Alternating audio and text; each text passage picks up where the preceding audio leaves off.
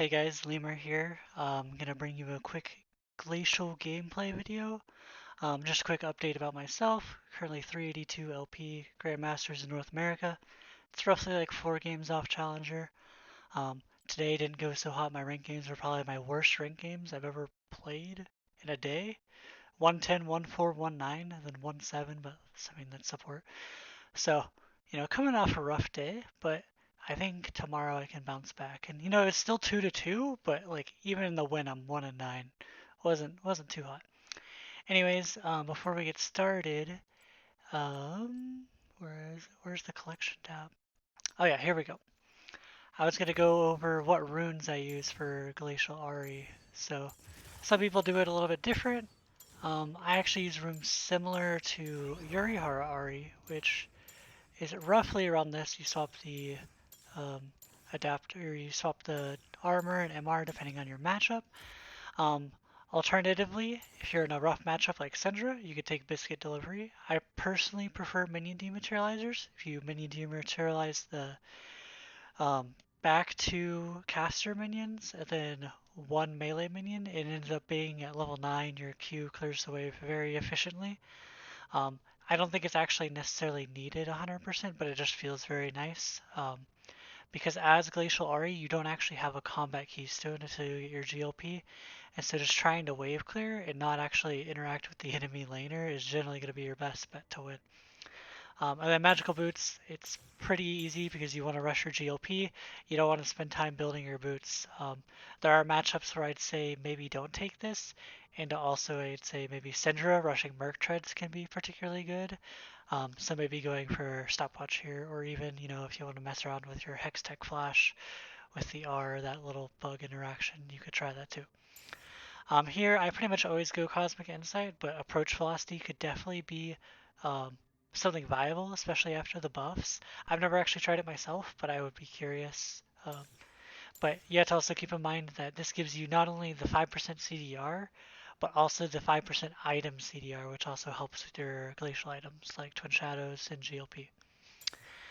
And then on the domination tree, I swap between Cheap Shot and Taste of Blood. I regularly take Taste of Blood. Cheap Shot's actually pretty nice if you're looking for trades with the auto W. Into melees that you win, I think you should definitely go Cheap Shot. But into a lot of range matchup, having the sustain you need from Taste of Blood is actually pretty good. And then always go Ingenious Hunter. It synergizes so well with Glacial. It reduces the cooldown of your GLP from like 40 seconds to 24 seconds or something like that. Very insane. Reduces Twin Shadows from like 90 seconds to like 50 something seconds. Very, very, very, very strong. And then personally, I like to take the attack speed. You could choose to go actually any of these three. I think it's very personal preference. Into almost every matchup, I'll generally take the attack speed because I think into melees, getting extra autos in is very good. And I think into champions like Syndra and Orianna, being able to auto quickly and move out of their range is actually super important as well. But I've definitely seen Ahris take this and it being good. I used to take that CDR as well. And then taking Adaptive Force, you can't really go wrong with that either. Um, but that's kind of just a preference I like to do. I like to push in the wave early and just kind of not interact with the laner because I don't have a keystone. And so the attack speed I think helps me do that a lot better than normal. Combined with Minion Dematerializer, missing out on that 9 AP doesn't really affect your wave clear as much as it would. And then, of course, you could take Armor and MR. And alternatively, I've seen some RAs where, like, if you're against a Yasuo or something, you could take double Armor. I personally don't do that very often, but if the entire enemy team's AD, I think it's definitely worth doubling up on the armor. Anyways, let's get into the gameplay. Hopefully you can see my pen. Let me just double check on that. Yep, perfect. And let's get into it. I actually don't remember this game. It was about maybe 6 days ago. I just recorded it, not really done anything. But I know Zed is a common matchup that people are curious about. Um, I don't remember this Zed being particularly good, but nonetheless, it is a Zed and Grandmaster, so. This game, they have. I don't think they just have a new one trick. They have Box Box. Um, I don't think anyone else notable. But I generally always start out with Doran's Ring. There are situations where I go Corrupting Pot, but I'd say more than often I would go Doran's Ring. Doran's Ring helps give the extra HP that you need to survive against burst combos. Maybe since the Zed goes Conquer, I don't need the HP as much, but um, yep, as you see, level 1 didn't go too hot.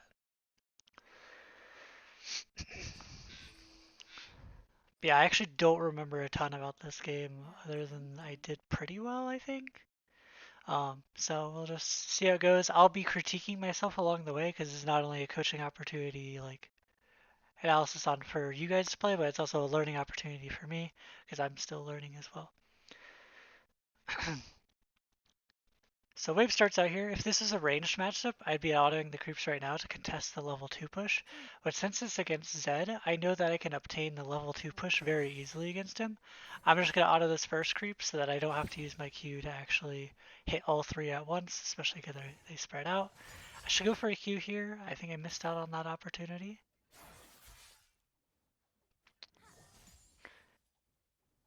We can watch this again. I don't want to make this too focused on myself, and rather just how to play Glacial Ahri, because I know I had a request on how to actually do everything, but here is just a mistake by me not using my Q when he walks up for this auto here. I think I definitely should use my Q and maybe get an auto in. It's definitely worth it even if I take the Q because I have Taste of Blood ready. We can see that since they added the Taste of Blood little passive thing. So here I could be walking up right now and I'm not. Don't exactly know why. I'm usually pretty good at that. Since he just used his Q, I should be able to walk up to here. Even if I'm not even going to throw my Q, even if I'm not going to auto him, it should be good just to get into the habit of pressuring him when he has no cooldowns. So here I can walk up again, which I kind of do. Yeah, I get the 2 autos. That's pretty good. Here I'm going to hit 2. I should be walking up. He hits 2 as well. Right here, I'm thinking about what I'm going to do when I crash the wave. So ideally, I get to crash the wave and on this third wave and maybe look for a cheater recall, or I can look for just to get a good ward. Against melee matchups that you win hard early, you can aim to get cheater recalls. If you don't know what that is, well, I think we're about to see one. Not actually 100% sure, but it's essentially getting your recall off after building a big wave, and having it bounce back to you while you go and buy and get an item. Here's where the attack speed comes in hand. It looks like I'm just going to go for a ward, but this is definitely an opportunity. Okay, no. I should be in the bush, but... Why this is an opportunity for a cheater recall is because I'm stronger than Zed early. If Zed walks up and just autos the minions early and tries to get the push, I just freeze in front of my tower. If he does, like if he tries to keep it even with me, I can harass him out.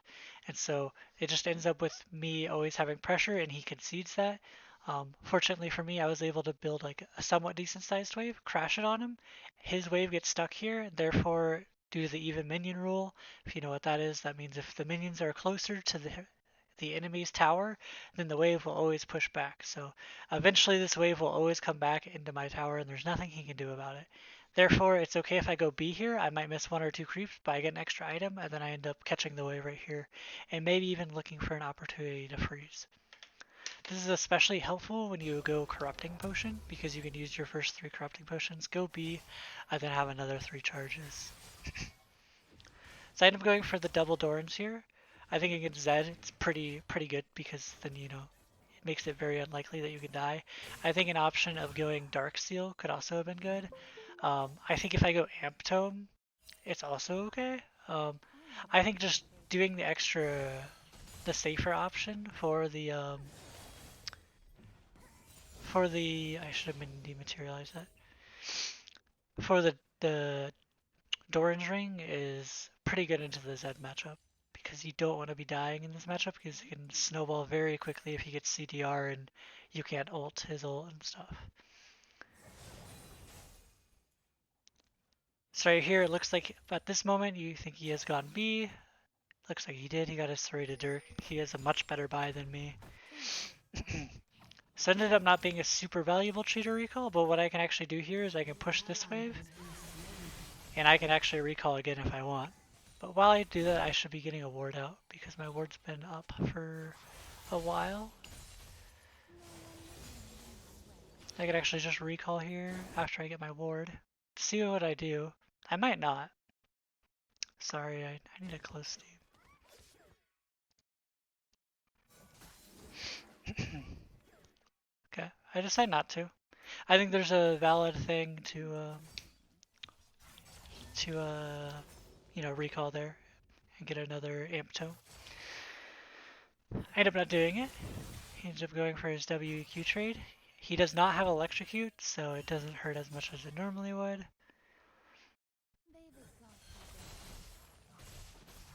Here I knew I was going to miss that, so I used my minion dematerializer. Definitely should have been able to dodge that Q. Very important thing, especially in matchups that poke you down, is that you want to make sure that you're using Ahri's Q passive to the most benefit as you can. So something that even happened here that I think you can miss it if you're a more newer Ahri player, I guess. So here we pause. A little bit further back, actually. A little bit further back, sorry about that. Right here. So I have 3 stacks on my passive right here. I use my Q. Then not only do I use my W to last hit here, but it charges up my passive in time. And so this next wave I expect myself to just Q it fully and get all my health back when I feel safe enough to do it. His W, yeah, there is. So I ended up not hitting all the creeps, but I think it's still fine. I'm still at an okay position. I have a pot rolling. I can Q this here. And so using your minion dematerializers to secure CS that you might otherwise not get is pretty good because you're already going to use your minion dematerializers. Very nice Q. It's actually super important I landed that one. Here I kind of tell my team I want to go in, but they're all B, so ends up not being anything. Going for an early kill as Glacial Ahri is pretty risky. Because you don't actually have a damage keystone and you don't even have the utility really of Glacial. Since you don't have cheap, or at least I'm not running cheap shot, I don't think. You don't really have any, yeah, I'm running Taste of Blood. You don't really have any damage from your runes comparatively to like Zed who has, you know, Conquer or he might have Electrocute. And so you just have to be willing to know that your damage is a lot lower. Whereas if I have Electrocute here, I'm a lot more willing to go in. So we're looking for the play. I use my R early, try to get in. Oh, I missed my charm. We probably kill if I hit that. Here I probably need to B, but also I have a very unfortunate amount of money. Right now my options are Seekers or it's buying the Hextech Revolver.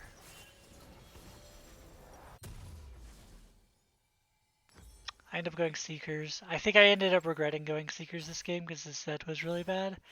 But I think if this Zed was playing properly, going Seekers is correct because I don't have enough for the 1300 gold. Box getting destroyed.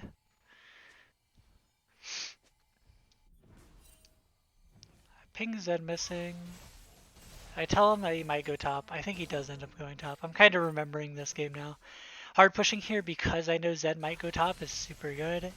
If I knew Zed went B, I think hard pushing is still good because I can go get my control ward.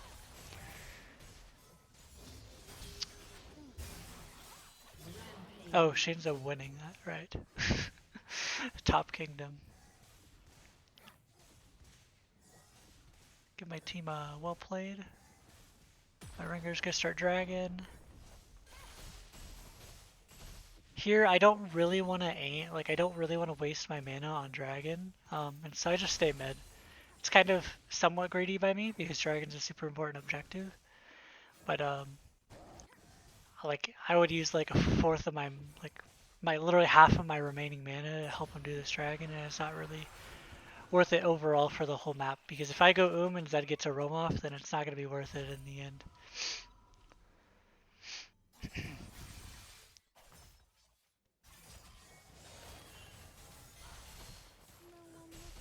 So right now my Q's getting them all to 1 HP. Potentially maybe if I used all 3 minion demos on the caster, it wouldn't do that. But I think also if I had bought a Lost Chapter, I think it's slightly more AP, so maybe that's the difference there. So right here, I'm not really looking to fight the Zed at all. In fact, that's the exact opposite of what I want to do. In fact, I'm just missing all the creeps. I feel pretty comfortable because I'm at 91 armor and I'm gaining armor based on my Seekers, so I feel really happy with what is happening right now. You can make an argument for maxing Charm Second this game, but I think against Morgana, it's not super good because your W can get her Black Shield off pretty easily. Are early again.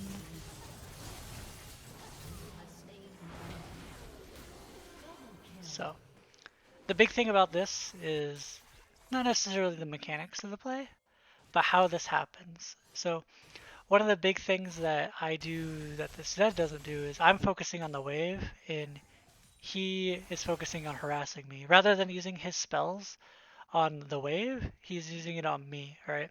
So my objective is not to fight him. I don't want to fight him because I think the mid lane meta right now is really good if you get your side lanes ahead and roam and help your jungler. So I'm not really focused on actually hitting him because like I'm Glacial Ahri, I'm not going to actually do a ton of damage.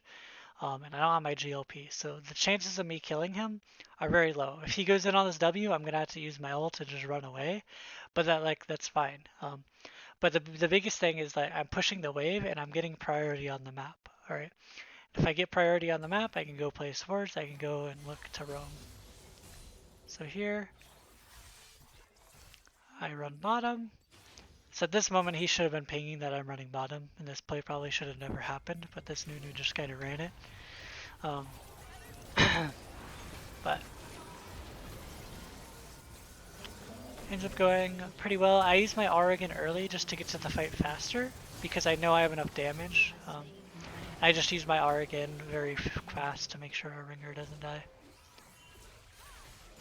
Here I made a mistake. Yeah, I remember this.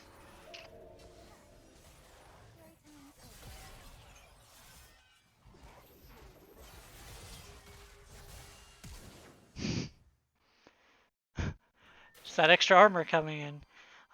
But do you... if I was coaching someone, I would ask what like the biggest mistake of this play was. It's actually right here. Right here. This is actually so into me, and I think I said sorry for doing this, but by queuing, this wave is pushing back right now to the bot lane, all right, like into our tower, and it's like a very good wave for ADC to come back to, which she'll be able to catch because she's up in 9 seconds. But I go up and queue it because I think I could push, but I just completely forgot about Zed coming. If Zed doesn't come, then this is perfectly fine to do, but isn't completely necessary. But since Zed is coming, it's actually super into me to do what I do right here.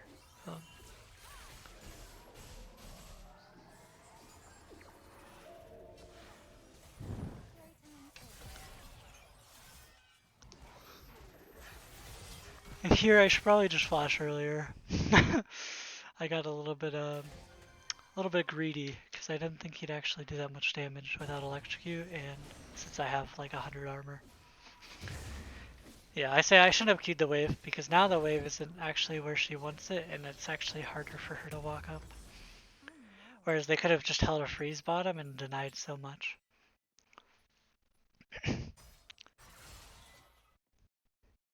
Ends up going, well, I'm going to lose the wave to tower, just 4 creeps, and it's going to slow push back, but that's not a huge deal, I can clear that out real quick.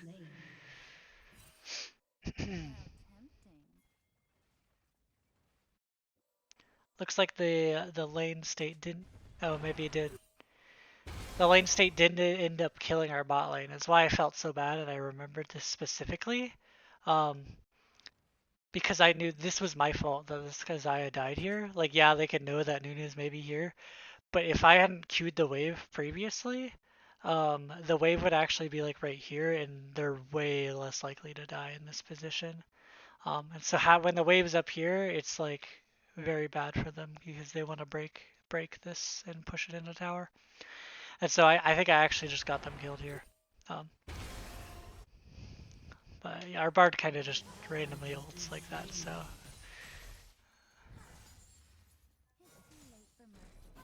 Looks like we're getting Herald. So right now there's no reason for me to actually be playing towards the bottom side of the map. Because if we look at our mini-map, we have Rengar over here, we have Fiora pushing, and our bot lane's going B, and our AD carry's dead. And Nunu's bot. So ideally we're just hovering towards this side of the lane almost the entire time. If Nunu comes, we run to the top side. And since we don't have R, it's even more important that we're playing safe like that. So here we're level 8 and we're actually able to last hit all the caster creeps when normally we wouldn't be able to do without minion dematerializer. Gonna get a ward. A ward that's particularly good against champions like Lee Sin or Zac is this one in here. You can put your control ward here. And since most likely Lee Sin and Zax, they jump over the wall and go onto the camp, or they queue onto the raptor. They usually never actually walk in this bush, so this control ward can actually be super important because they actually never walk through the bush unless they're walking, after they did their raptors and transitioning from red side jungle to the blue side jungle. Just thought I'd do that tidbit. But against Nunu, he doesn't have like a gap closer like that, so he'll actually end up seeing the ward. So Zed wastes his stuff again, so I'm just going to push in the wave. I'm not actually looking for all-in opportunities. If I was Electrocute Ahri, maybe I would there, since I would have my R up and Ignite. But I'm just looking for roams. I actually make a bad play here. I could have been walking bot this whole time, and now Zed has me tied.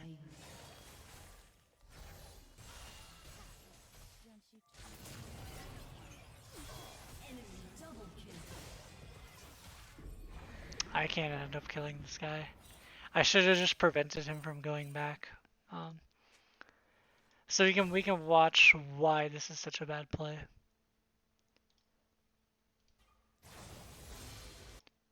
So one thing to note is we don't exactly know where Nunu is. I think we saw him wrap around this way to go to his wolves earlier.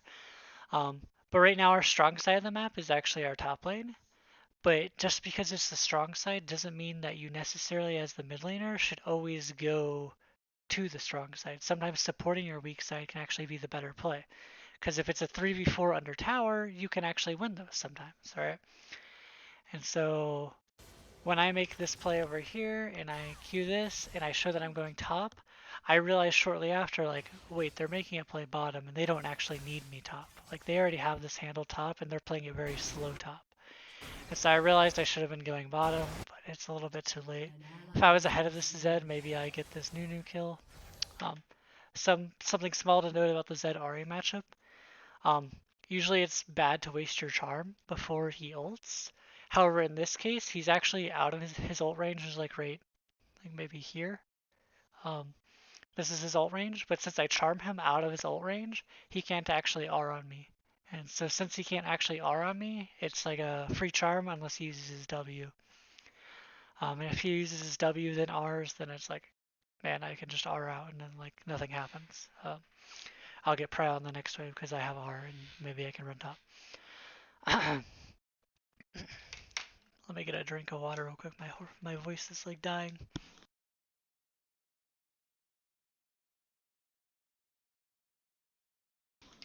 Oh yeah. And so yeah, using your charm like that is particularly good. Fortunately for me, I should have just stayed on his shadow over here because I know that I can never catch up to him. Especially since Nunu's in the jungle over there. So I should have just made sure that he had to take the long way out or like use the blast cone over dragon or something so that I could deny him more.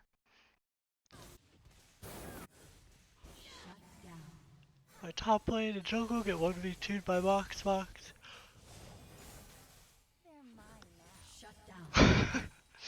So So maybe I did need to go top. Man.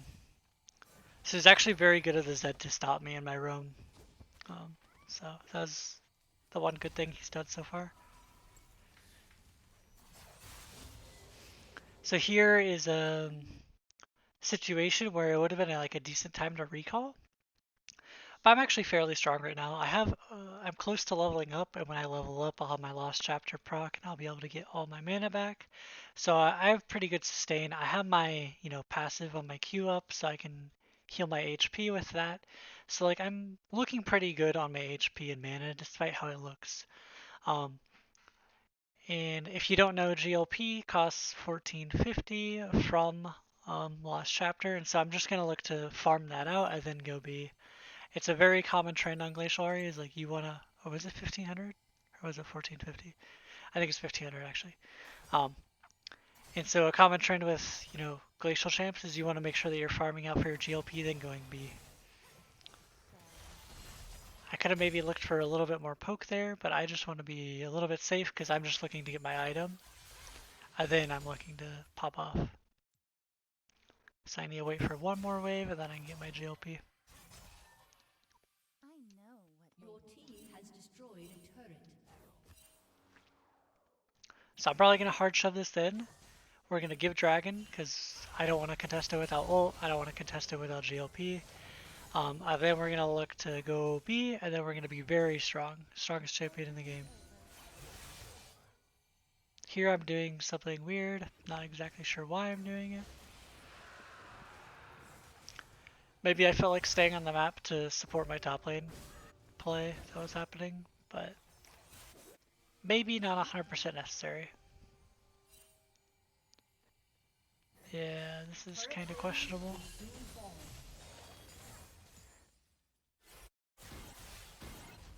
What I do though is I walk to the top side to show that I'm maybe like supporting this play. I then go B rather than just like B back here.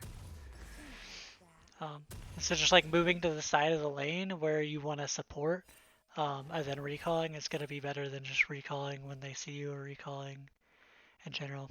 Here I also pick up a sweeper. Something that a lot of people don't know is that with Ingenious Hunter, the thing that reduces the percent on items, it also works with trinkets. And so my sweeper is actually a very, very low cooldown compared to usual. And I think whenever you're in this position, like whenever you're in a position as Glacial Ahri, you want to be setting up for objectives and playing around the objectives. And so having a sweeper helps do that.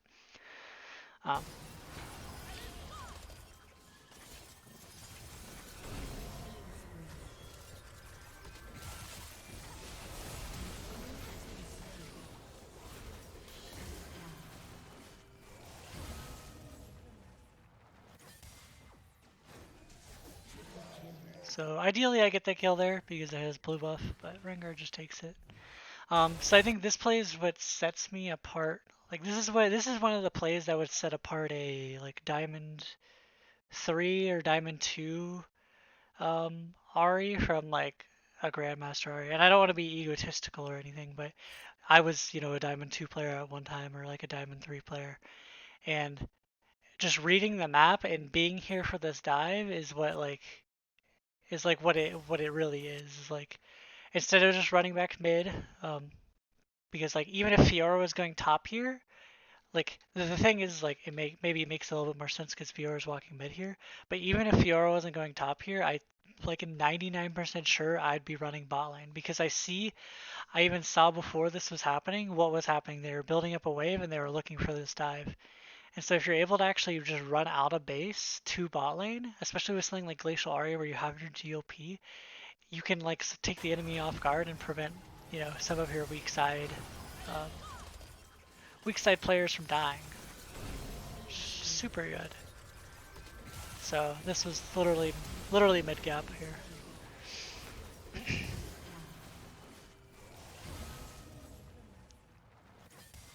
And here ideally I get this one, but you don't want to give it. But we end up saving the tower too. Yeah, I tell Zaya good job because if you're the weak side player and you die like that, like you know it's worth it, but it still doesn't feel bad, and your KDA doesn't reflect very well. So giving your team some mental encouragement helps, especially when they're playing like and getting dived like that. Here, Bard doesn't necessarily need to be here. I'm just going to push this tower because we already have mid covered. Fiora went mid, and then Xayah rotates mid now. So I'm kind of the bot laner now. One thing to note is I don't have my ulti available right now. And so I'm actually very susceptible to dying to Zed, even though I have 105 armor. You know, with Ignite, with his W, I would very much die if he just went on me. Obviously, I have my teammates to back me up, but you have to be very careful.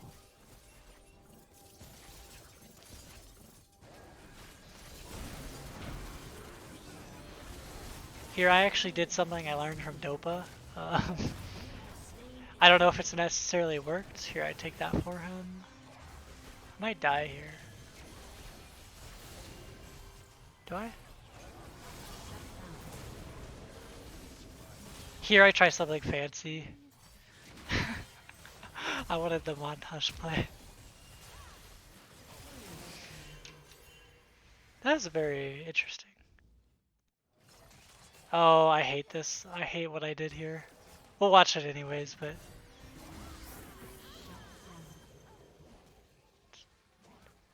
it wasn't as bad as I thought. My team was mad at me, but like... Can I leave here? Just leave? They tell me to just leave. There's no way I could just leave. Maybe it's probably better if I walk this way because it's easier to land the charm, but I think there's definitely ways I still die. I thought my plan of action was going to be run this way to stall for time, to get my R up and then just R out. But ends up being a mistake. But we'll just check out this previous play.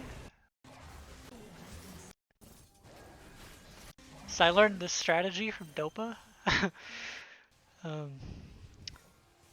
We'll watch it again. And I'll see if you guys catch what I actually do here.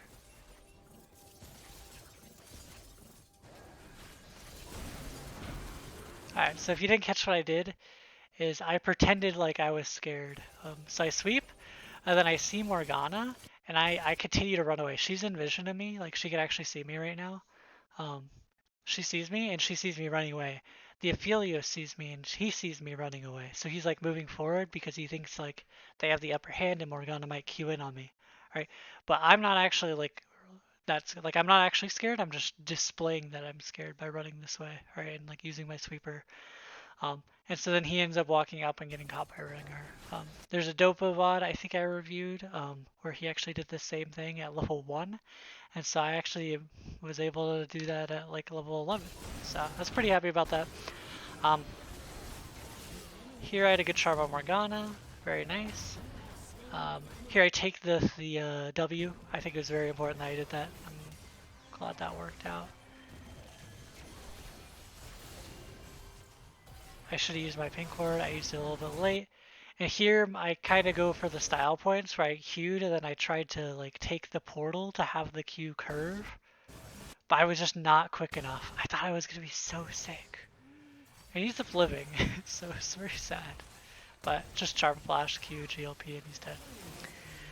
So anyways, that just shows to show you like how good, like, I'm not gonna say like electrocute Ahri can't do like what this happened here, but it just made everything more guaranteed. Like the Morgana gets slowed down. Everything is a lot cleaner. Since I have Ingenious Hunter, actually, my GLP comes back up for a second time throughout this fight. So if it was a little bit closer, I end up using it on the Zed the second time, just to finish him off, but I could have just autoed. But yeah, potentially you just autoing him and then GLPing this ruin would have been the best play. Or just charming her when she jumps over the wall, but I kind of just forgot that she could jump over the wall that fast. So overall it was a pretty nice play, but I made a big blunder at the end. I just let my team know, maybe you're right. Maybe I could have got out by just walking because I could have rooted, but I don't think I probably have a higher chance. Because the charm would be easier to land. Here I'm walking into fog. I see Nunu. He hits the wall. I don't actually want to face check, so I'm not. But my team did. So like that's the difference between between me and this bard is like I know that they're there and I'm gonna wait for them to leave and I'm gonna see when they leave. But bard's just like I'm gonna walk in and see if they're still there. So that's the difference between me and the bard. um,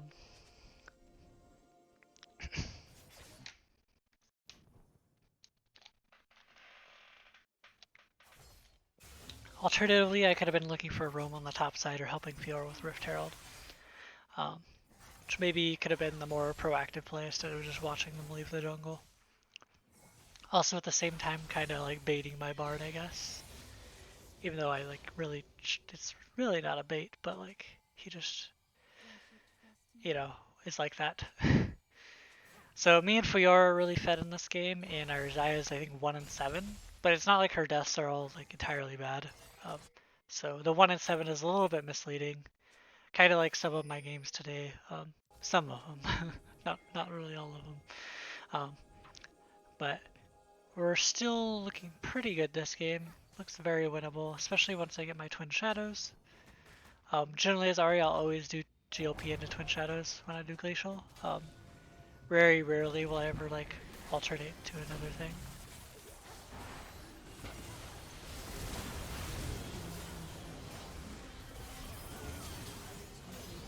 Here, who do I charm? I just charmed Nunu. Okay. That's actually a very clean fight for me. Wow, I'm impressed. I impressed myself. So we can watch that one again. So we're getting vision. They don't know if I went this way or this way because of my sweeper. Alright. So that's kind of the benefits of the sweeper, is like they don't actually know where I am. Our team is in a very good position. We don't have Bard ult up, we don't have Xayah ult up, but I saw a Rengar use our ult, or heard Rengar use his ult. So I want to make sure that like I could be the one to engage to set up for Rengar. So I throw this out, and then I just look for a charm on the Morgana, and then help finish off the Aphelios. Um, and from here the fight's pretty simple to play out. Obviously just hit whoever I can. And the Bard lands really good ult. I ping that I don't have charm, and we get the kill. From here it should be game, but it actually ends up going a little bit longer than maybe it should have.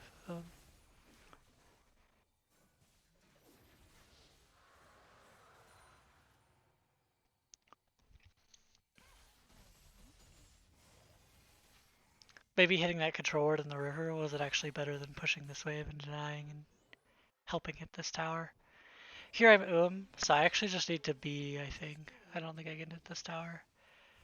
Because if I hit this tower and stay, then it actually gives them one opportunity on the map to gain tempo, and um, I didn't actually need to hit the tower for anything or clear another wave because I had enough for my Twin Shadows.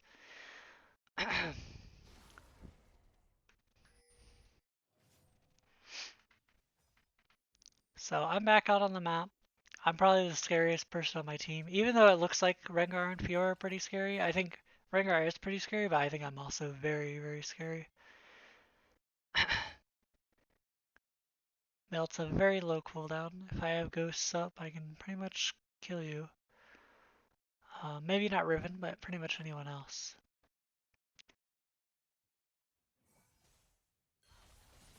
Here's a wave I actually could have froze. Wonder why I didn't. I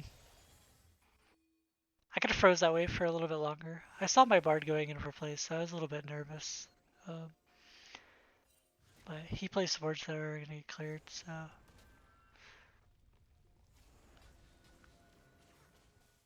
So notice when you play Glacial Ahri, even though I see them like on my screen, I see, wow, look, I can use my Spooky Ghost. I don't use it until I know my team's in range to follow up, and I think that's the biggest difference on, you know, a good Glacial Ahri and a bad Glacial Ahri is like a bad Glacial Ahri will use their Ghost right here. I think using it in a second, like when Rengar is closer by, rather than like I think a lot of Glacial Ahris would use it like right now, once they see, like right now, a lot of Aries will use their Twin Shadows, but if you look, I have no follow-up here. And if I use it here, then Bard walks up for a Q, like gets binded or something and dies. Like, we don't actually win this fight, so there's actually no reason for me to use my cooldowns. Whereas if we wait a bit for Rengar to walk over and then Zaya to get closer, maybe it looks more ideal. You know, I ping him back. I don't... Oh, we even actually have Riven go on us. I ping our team back.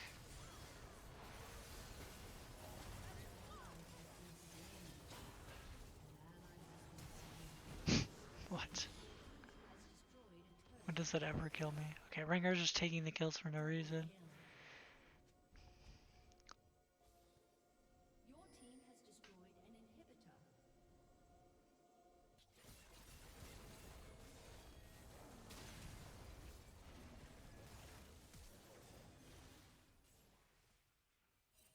Maybe I helped. I don't know, that play's kind of hard to do.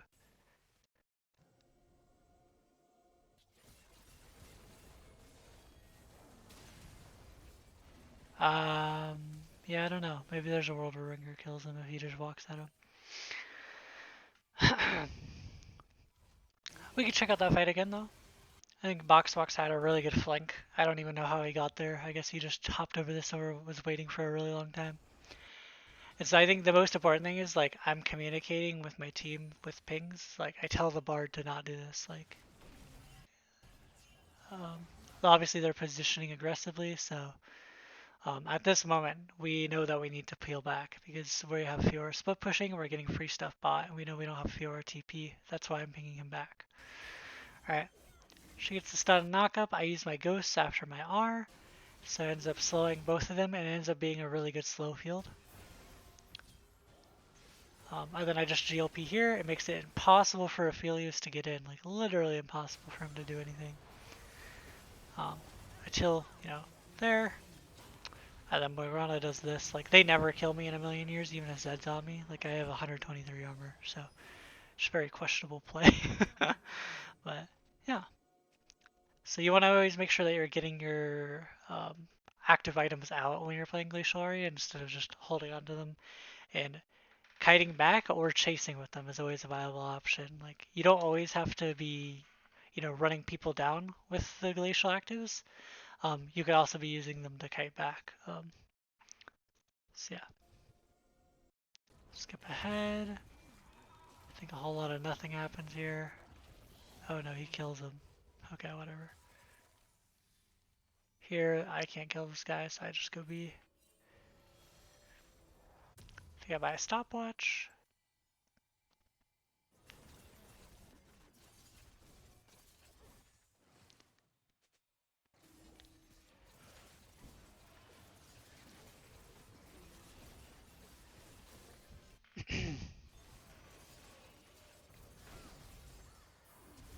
So I end up getting Baron.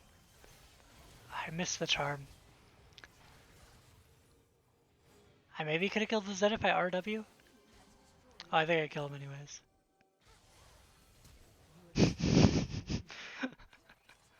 Lord. So they end up getting Baron, which obviously isn't super good for us, but it's not the end of the game. Something that's important to note when you're playing Glacial Ahri is... Oh, did I just speed it up? Oh, I hold, okay. Um, something to keep in mind when you're playing Glacial Ahri is when you have your Twin Shadows and GLP, you can make picks, and the biggest way to like not get a good Baron power play is if you get picked off. And so Glacial Ahri is actually one of the best picks when the enemy team has Baron, or like something like Zoe or something like, you know, Talon or something. Something that can make picks and then stall out the Baron because they don't want to fight you 4v5. Um, Here I do something that's pretty unique that you get to do with Glacial Ahri that you don't get to do on other like variations of Ahri. Is I know that most of their team went B, but I don't know for sure where everyone went. And so I want to clear this wave to stall out their Baron because I don't want them to actually use their Baron to get the top tower, to get top tier 2 tower. And so I can actually use my ghosts here to actually, you know, figure out where the enemy team is. And since I see the ribbon here, I just back up. Alright.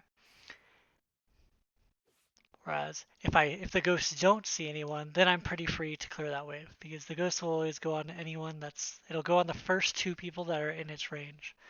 And since I think both of them targeted Riven, if I'm not mistaken, nope, one targeted someone else, so that means someone else is nearby as well. So one person's here and then Nunu's over here. So it'd be very dangerous to go for that wave, especially when I don't have ult.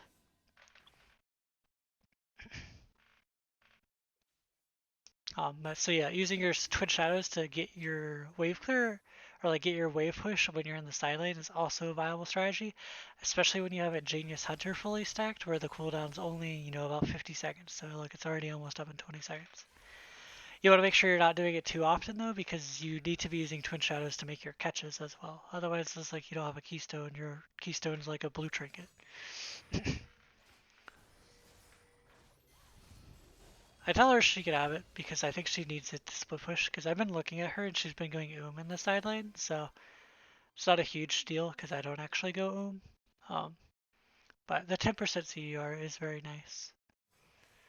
So I think we're getting ready for the next dragon.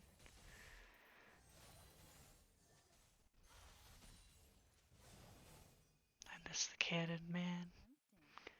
Man, when you miss the cannon in the replay, you have to watch it again. Oh, I'm so stupid. I should always hit that charm. I don't think we actually get a kill there, but I should always hit it and chunk them to half. So I'm not using my spooky ghost yet. I'm waiting till they either get in range or they look to contest, so then we can just completely zone them off. Alright, so we're looking. They look pretty overextended here, so I'm going to look for a play. They end up black shielding them. I end up catching the Nunu. Zanya's the Aphelios ulti.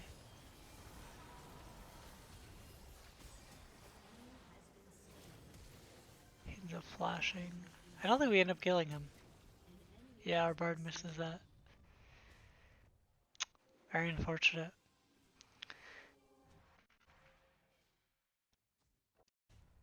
So let me see if I could have played this a little bit differently, and then we'll identify like key things that work with Glacial Ahri. So a common thing with Glacial Ahri is you're using your Twin Shadows to engage the fight. Unfortunately for us, we're got a black shield at them, so they actually didn't get activated. But that just means we can use our GLP to get slow. So whenever they're in this conjoined like area right this, Glacial Augment's very, very strong. And so we could see it use it on Nunu, but unfortunately Morgana gets Zanya, so it doesn't affect her as well. End up charming. Zanya's was perfectly good.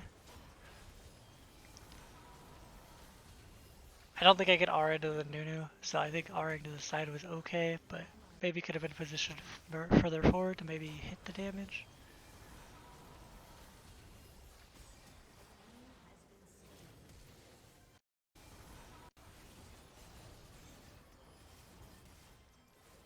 Thing is, I knew it was running out, so I needed to use it, and I didn't actually want to R in directly into Aphelios, because if I R directly into Aphelios, and he flashes here and just autos me, I'm just like dead. So it's kind of why I didn't want to R directly there. So I think it ended up being fine overall. I make space away from Morgana. I could have been playing more aggressively there. Maybe I get range of charm there then. Yeah, so I think I backed up a little bit and I maybe could have gotten range of the Nunu. I don't know how our Fiora dies when we went to the stead, but that's okay. You can't change anything about that.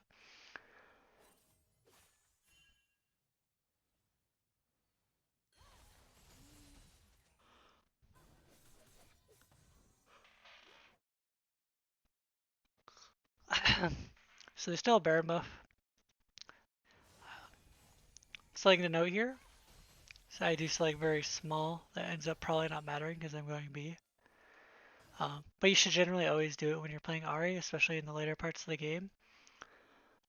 Since I have 6 stacks on my passive, is your W gives you passive stacks as well, so it gives you 3. So I bring it up to 9, and then I use my Q to heal. There's really no point not to do it in this situation, even though I am going B, so it doesn't really matter, but you'll consistently see me do that when I play Ahri. So then I end up healing for, 20% of my health when I you know, I could get out of the base faster now because I'm higher HP. But you always want to make sure you're getting them. Okay, I stay. I wonder why I stay. I stay to go for this top play with Fiora.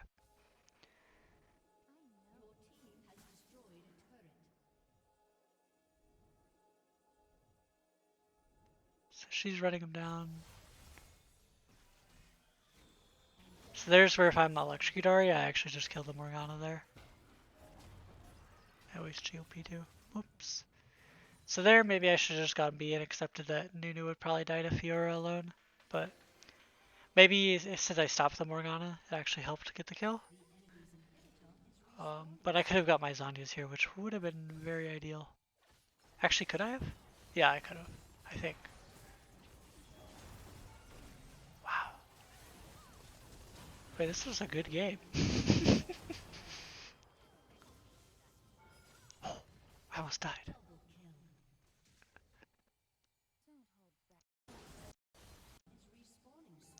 So, this is one of those plays where I don't even think I had GLP up. Oh yeah, I do. I get it up in a second.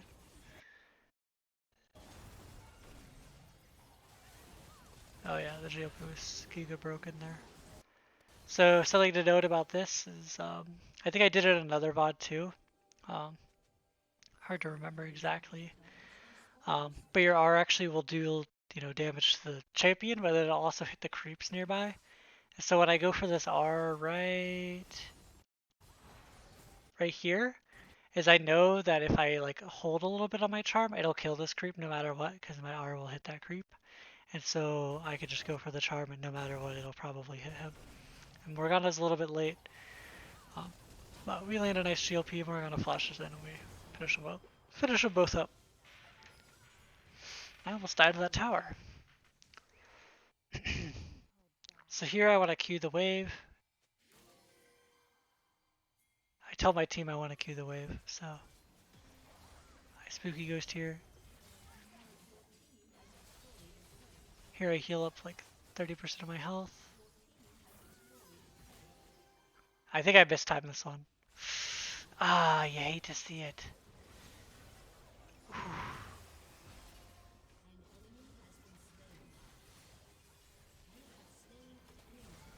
Oh my god. Wow, okay. Well, I smurfed one play and then I just like giga into the rest of this, so. Pretty sure we should just kill this top tower, which only me and Zaya are doing. Zaya definitely wants out of this game. ASAP. Surprised I didn't hit that charm. I definitely probably should. I have R in 1. So yeah, that's definitely one of those plays where we just overextended, stayed too long. I sweep before I recall, just to make sure I'm not on a ward when I'm recalling, otherwise I could die. And it'll be back up by the time, since I have a Genius Hunter, by the time I want to actually use it, because it's up in 20 seconds already. Pretty crazy, right? So this game I went Zanya's second, or I mean third. Um, if we look at the AoE team comp, if you get binded, like what's the best thing to do? Zanya's. If you get Zettled, the best thing to do is Zanya's. Riven, Zanya's. So it's just like a really easy decision. Um, Also, you have to keep in mind is I have a Genius Hunter, so Zanya's cooldown is reduced. Also, you have to keep in mind my team already has tons of damage. Like we are not lacking in the damage department. Whereas if maybe I had like a tank in the top lane, or and I also had a tank in the jungle, um, then maybe going a third damage item like Death Cap or Leandri's could be good here. But since we have so much damage, if I'm able to create space for my team to deal damage, then it's probably even more valuable than me actually building something like a Death Cap or Void Staff or Leandri's.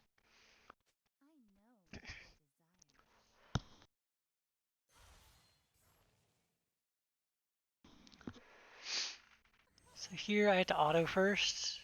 I could have E'd then Q'd, but there's a bug right now where if you charm something, um, then it'll reset it. So you don't want to actually do that. So probably got a Spooky Ghost here. Just GLP them all.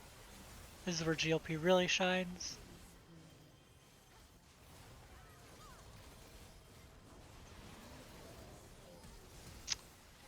Man, I played that fight real well. Then we went off that. So we'll take a look at this last fight. One thing I want you guys to notice is the enemy team has no vision here because I probably would have seen them set it up. But even if they did have vision here, a core principle is I'm going to get the vision and I'm placing my controller here so they actually don't know where I am. I think a lot of players when they're playing assassin-y like champions or champions with mobility kind of neglect that aspect. And I could even use my super here just to like check the other areas too. Um, right here, using ghosts, pretty, or like spooky ghosts, pretty common sense. Locks them in the pit, get GLP on all 4 of them. Makes a lot of sense. I guess landed on 3. And then here's where like the real decision making starts is I want to be looking for who to land a charm on. It's pretty unreliable to land a charm on Z because he's going to R someone and W. And so I end up going for a more reliable charm, which I think I end up hitting onto the Morgana and she ends up dying. And so here's a core difference. This next move, on what I do, here's a core difference between like someone who wants to win the game, I guess, versus someone who like wants to play for KDA or wants to or like doesn't actually know the most optimal play. This would be like if I was like playing chess or something. I know chess is pretty popular on Twitch right now. This would be like setting like putting your queen in a position to die, like to win the entire game. Like what is our win con here? Our win con is to ace them here, okay? If we ace them here and Xayah and Fiora and Rengar are alive, then we win. I don't actually matter. And so what I do here is I just do something that will win us the fight instead of just, you know, instead of just Ring out, which I could just R out, live, and then like take Blasco or something. I actually do something different. I R in, and then you could see Aphelios. He turns, and he wants to hit me. All right, and so when I get Aphelios' attention like this, I have my special item that I just got, which he might not even know I have. And so he uses auto on me, which he wastes it because he could have been autoing someone else. And then I Zanya's, and then it sets him up for when he's closer in range. So even if I died here, we would have won the game anyways. So I was just setting our team up for the most winning play. Obviously, in this situation, you win the game like 90% of the time when they're in a Baron pit like that and you're Glacial Ahri. But even doing that in fights, like doing that consistently will win you more games. Your KDA might not look as good, um, and you might not feel as good because you died in that fight, but doing the overall play that will win you the game is going to be better because I think winning is the most fun. Um,